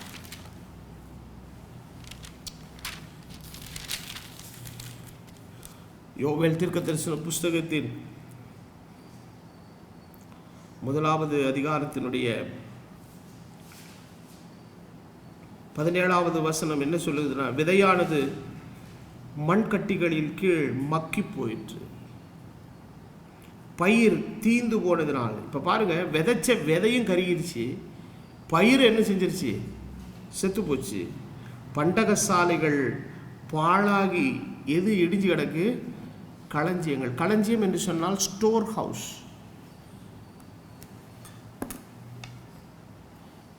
உன் சர்ச்சு பில்டிங் எத்தனை லட்சத்தில் நீ கட்டியிருக்குன்றது பிரச்சனை இல்லை, என்ன மாதிரி தர போட்டிருக்கிற, என்ன பிஏ சிஸ்டம் வச்சிருக்கிற, அதெல்லாம் பிரச்சனை இல்லை. உன் ஊழியத்தின் பண்டகசாலை தானியத்தால் நிரம்பி இருக்கிறதா, சத்தியத்தினால நிரம்பி இருக்கிறதா, வார்த்தையினால நிரம்பி இருக்கிறதா, வசனத்தினால நிரம்பி இருக்கிறதா? ஆதி அப்போஸ்தலர்கள் கொடுத்த உபதேசத்துக்கு மாறான காரியத்தை நீ செய்தாயானால் உன் ஆலயம் அழகாயிருந்தாலும் உன் ஆலயத்தின் பண்டகசாலை இடிந்து பாழாய் கிடக்கிறது. இன்னும் கொஞ்ச நாளிலே உன் ஆலயத்தை விட்டு போஜன பலியும் பானபலியும் அற்று போகும். தேசபேடி பயப்படாதே, மகிழ்ந்து களிகூறு, கர்த்தர் பெரிய காரியங்களை செய்வார். நீ மகிழ்ந்து களிகூறுங்கள், அவர் தக்கபடி உங்களுக்கு முன்மாரியை கொடுத்து உங்களுக்கு முன்மாரியையும் பின்மாரி ஏற்கனவே என்ன செய்வார், வர்ஷிக்க பண்ணுவார். களஞ்சியங்கள் தானியத்தினால் என்ன செய்யும், நிரம்பும். ஆலைகளில் என்ன செய்யும், திராட்சரசம் வழிந்தோடும். நீ இழந்து போன வருஷத்தின் பலனை உனக்கு என்ன செய்வேன், திரும்ப தருவேன். நீங்கள் சம்பூரணமாக சாப்பிட்டு திருப்தி அடைந்து உங்களை அதிசயமாய் நடத்தி வந்த தேவனுடைய நாமத்தை என்ன செய்வீர்கள், துதிப்பீர்கள். என்னுடைய ஜனங்கள் ஒருபோதும் என்ன செய்கிறதில்லை, வெட்கப்படுகிறதில்லை. இந்த காலை வேளையில் இந்த வசனத்தை கேட்டுக்கொண்டிருக்கிற அருமையான கர்த்தருடைய பிள்ளைகளே, தேவன் நம்முடைய தலைகளை நிமிர்த்துகிற ஆண்டவர். இந்த பிரசங்கத்தை நான் ஏன் பேசுகிறேன்னா, இந்த வசனம் என்னுடைய வாழ்க்கையில் அதிகமாக உடன்பட்ட ஒரு வசனம். என்னுடைய வாழ்க்கையின் சில விஷயங்களை நான் செப்பனிட ஆரம்பித்ததினாலே என்னுடைய தனிப்பட்ட வாழ்க்கையிலேயும் குடும்பத்திலேயும் என்னுடைய ஊழியத்திலேயும் ஒரு திருப்பு முனை ஆசீர்வாதம் என்னுடைய வாழ்க்கையில் கண்டது நிமித்தமாய் இந்த வார்த்தையை நான் இந்த காலவேளையில் உங்களோடு கூட நான் பகிர்ந்து கொள்ளுகிறேன். ஆண்டவர் சொல்லுகிறார், நீ இழந்து போன வருஷத்தினுடைய பலனை திரும்ப உனக்கு தருவேன். அப்போ இந்த நாட்களில் அநேக பரிசுத்தவான்கள் பாரத்தோடு ஜெபிக்கிறார்கள். எழுப்புதல தேசத்தில் அனுப்பும் ஆண்டவரே, நல்ல அருமையான ஜெபம். ஆனால் எழுப்புதலுக்கான அடிப்படை எங்கே இருக்கிறது என்பதை புரிந்து கொள்ளுங்கள். நீங்கள் உங்கள் வஸ்திரங்களை அல்ல, உங்கள் இருதயங்களை கிழித்து கர்த்தருடைய சமூகத்திலே நீங்கள் மறுபடியும் திரும்புங்கள். ஐயோ, இதெல்லாம் நான் பிரசங்கம் பண்ணேன், இந்த உபதேசத்தெல்லாம் நான் சொன்னேன்னா, இதெல்லாம் கர்த்தருடைய வார்த்தைன்னு நான் பிரசங்கம் பண்ணேன்னா ஜனங்க சபையை விட்டு போயிடுவாங்களே. போட்டும், தேவன் தெரிந்து கொள்ளப்பட்ட வித்துக்கள் உன்னோடு கூட இருக்கும். நீ ஆட்களை கூட்டி வச்சு ஊழியம் செய்யறதுக்காக கர்த்தர் உன்னை அழைக்கல. தேவன் தம்முடைய இரத்தத்தினால் மீட்கப்பட்ட பரிசுத்தவான்களுக்கும் மெய்யான தம்முடைய வித்துக்களுக்கும் நமது வசனத்தை கொடுக்க கர்த்தர் உங்களை அழைத்திருக்கிறார். இந்த நாளிலே தேவனுடைய வார்த்தை கேட்ட உங்கள் ஒவ்வொருவரும் கொஞ்சம் யோசித்து பாருங்கள். Are you truthful to the doctrine? உன் கருத்திலே கர்த்தர் கொடுத்திருக்கிற இந்த உபதேசத்துக்கும் இந்த ஒரு விஷயம் ஒப்பு கொடுக்கப்பட்ட விசுவாசத்துக்கு நீ உண்மையா இருக்கிறாயா? Are you playing a double action? இல்ல ஒருவேளை ரெட்ட வேடமான ஒரு நிலையில இருந்துட்டு, ஜாடி பிரதர் ஒரு நல்ல பாஸ்டர், சர்ச்சுக்கு போவோம், நல்லா பிரசங்கம் பண்ணுவார் அப்படின்னு உன்னுடைய ஒரு சோஷியல் ஐடென்டிட்டிக்காகவும் ஒரு சமூக பாதுகாப்புக்காகவும் இங்கே வந்துட்டு போறியா? இந்த ரெட்ட வேடம் ரொம்ப நாள் இருக்காதியா. உன்னுடைய வாழ்க்கையின் செழுமையை அழிக்கிறதுக்கு ஆண்டவர் உன்னை அனுப்பியிருக்கிறார். அதிலிருந்து நீ காக்கப்பட வேண்டும். உன் வாழ்க்கையில போஜன பலியும் பான பலியும் தேவனுடைய சமூகத்திலே தினமும் ஏறெடுக்கப்பட வேண்டுமானால் உன் வாழ்க்கையின் களஞ்சியத்திலே ஆசீர்வாதம் இருக்கணும். If there is no blessing in the storehouse, you cannot bring the offering into the presence of God. வாழ்க்கையில எது செய்ய காசு இல்லைனாலும் பரவாயில்லைங்க, கர்த்தருக்கு காணிக்க போட காசு இல்லைன்னா அதை போல சாபக்கேடு உலகத்தில் எதுவுமே இல்லை. எனக்கு ஒரு ஃபோன் வாங்க காசு இல்லை, பரவாயில்ல, அடுத்த மாதம் வாங்கிக்கலாம். ஒரு சட்டை வாங்க காசு இல்லை, பரவாயில்ல, ஒரு 2 மாதம் கழிச்சு வாங்கிக்கலாம். எனக்கு ஒரு பேனா வாங்க காசு இல்லை, ஒரு வாரம் கழிச்சு வாங்கிக்கலாம். கர்த்தருக்கு காணிக்க போட காசு இல்லை. இது எவ்வளவு பெரிய சாபத்தின் அடையாளம் தெரியுமா? நான் எதற்காக சொல்லுகிறேன் என்று சொன்னால், இது ஒரு ஒரு ஒரு சரீர பிரகாரமான அந்த பிசிக்கல் ஆஃபரிங்கை பற்றி பேசல. You don't have anything to offer in the presence of God because your treasure is empty. Paul அப்போஸ்தலன் சொல்லுகிறார், எனக்கு உண்டான எல்லாத்தையும் கொடுத்துட்டு என்னையே நான் பானபலியா வார்க்கிறேனா. he was full of stuff. he sacrificed and poured everything in the presence of God. தன்னையும் தன் வாழ்க்கையில் உள்ள எல்லாவற்றையும் கிறிஸ்துவுக்காக எல்லாவற்றையும் விட்டு கொடுத்தாயா? அவனுடைய ஊழியத்திலே போஜன பலியும் பான பலியும் தினமும் ஏறெடுக்கப்பட்டது. இன்னைக்கு உன்னுடைய ஊழியத்தில் நீ என்ன செய்து கொண்டிருக்கிற? நான் ஒவ்வொரு நாள் ஆண்டவருடைய சமூகத்தில் ஜெபிக்கிற, ஆண்டவரே இந்த இடத்திலிருந்து போஜன பலியும் பான பலியும் உடைய ஜனத்தை நோக்கி போட்டு, ஆண்டவரே உடைய ஜனமானது வார்த்தையானது உடைய ஜனங்களை தொடட்டும் கர்த்தாவே. 2-3 நாட்களுக்கு முன்பதாக ஒரு வங்கிக்கு நான் சென்றிருந்தேன். அங்கே ஒரு இந்து சகோதரி என்னுடைய ப்ரோக்ராமை தொடர்ந்து பார்த்துட்டு இருக்கிறாங்க. நான் கேட்டாங்க, அண்டே நீங்கள் தொடர்ந்து அந்த ப்ரோக்ராமை மறுபடியும் போடுங்க, இயேசுவின் பாதத்தில். அந்த வசனம் எனக்கு ரொம்ப பிரயோஜனமாக இருக்குது. இத்தனைக்கும் அவங்க இயேசு அறியாத ஒரு இந்து மார்க்கத்தில் இருக்கிற சகோதரி, அந்த வார்த்தை அந்த சகோதரியுடைய வாழ்க்கையை தொட்டிருக்கிறது.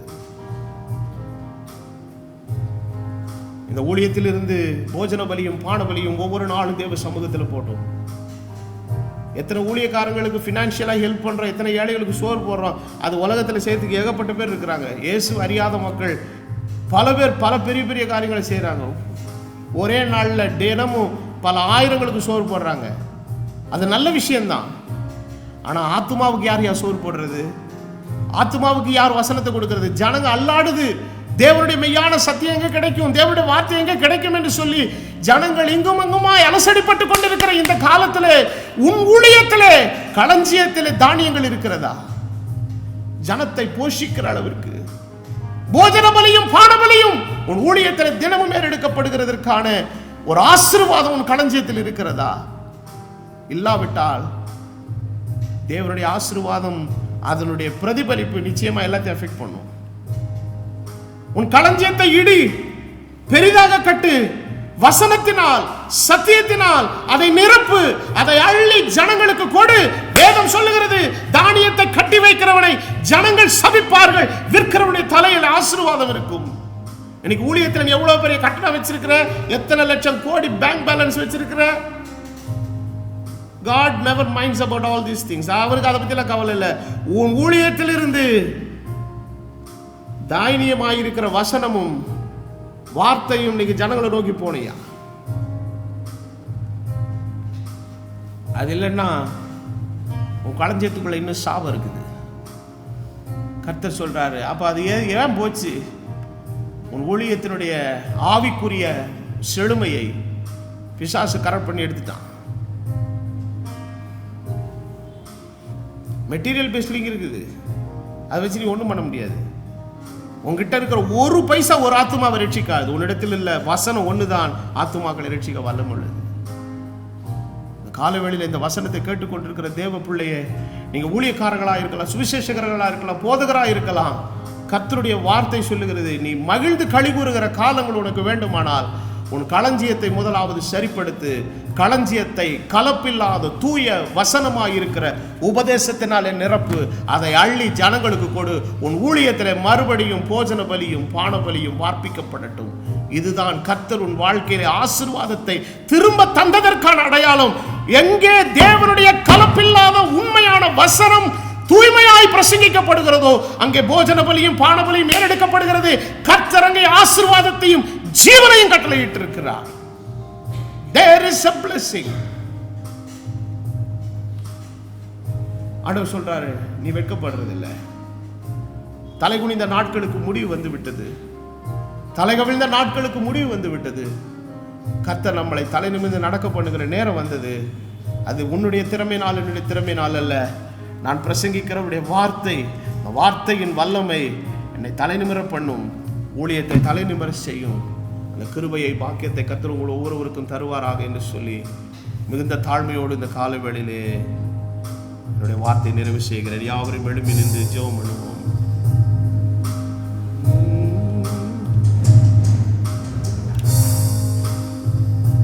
இயேசு கிறிஸ்து வருகின்றார், மகிமையில் வருகின்றார்.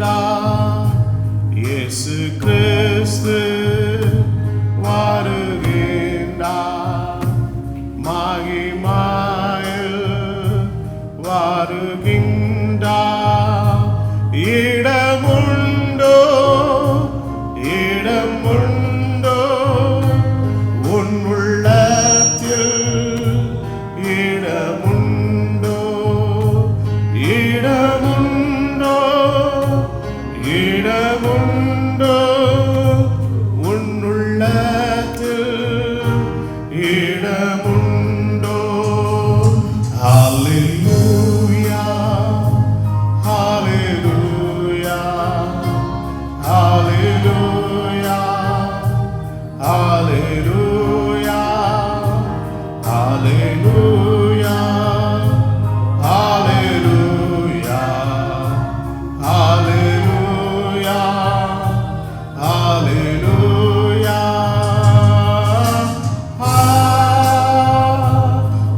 ஹல்லேலூயா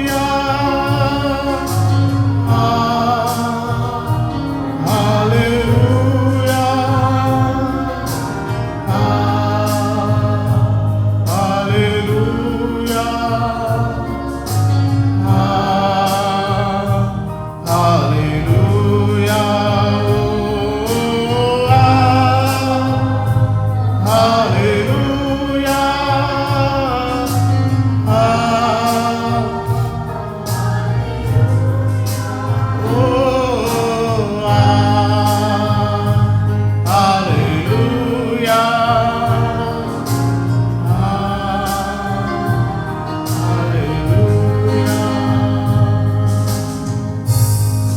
காலவேளையிலே வசனத்தை கேட்ட ஒவ்வொரு தேவ ஜனமே, கிறிஸ்துவுக்கு எதிரடையாய் கிரியை செய்கிற ஒரு பொல்லாத ஆவி உன்னுடைய வாழ்க்கையிலே வந்ததின் மூலமாய் உன் வாழ்க்கையின் வளமை அழிக்கப்பட்டது. நீ வெட்கி தலை குனிந்தாய். கர்த்தர் சொல்லுகிறார், உன் துக்க நாட்கள் முடிந்து போகும்.